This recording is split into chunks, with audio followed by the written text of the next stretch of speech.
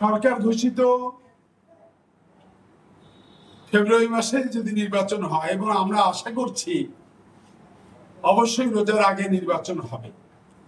মেহেরপুর জেলার দুটি আসন 1 এবং 2, আপনারা জানেন আসলে এই দুটি আসন বিএনপির ঘাঁটি এলাকা। দীর্ঘ সময় এই দুটি আসন বিএনপি ধানের শীষ বিজয়ী হয়েছে। এবার যদি দল তার সঠিক সিদ্ধান্তের ভিত্তিতে মনোনয়ন দিতে পারে, আসলে সিদ্ধান্তটা হলো জনগণের কাঙ্ক্ষিত মনোনয়ন, জনগণের প্রত্যাশিত মানুষকে মনোনয়ন দেওয়া, দল নিশ্চয়ই সেদিকেই হাঁটবে।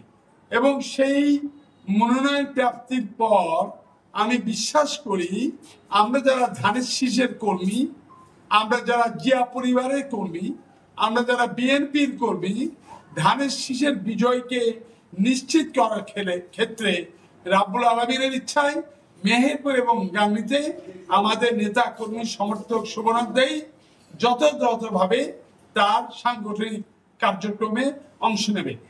আমি বিশ্বাস করি আবারও এই দুটি আসন নিশ্চিতভাবে আমরা দেশনেত্রী বেগম খালেদা জিয়া, আমাদের অহংকার এবং আমাদের ভারপ্রাপ্ত চেয়ারম্যান তারেক রহমানকে, মেহেরপুরের মানুষ, মেহেরপুরের জনগণ এই দুটি আসন তাকে উপহার দিতে পারবে।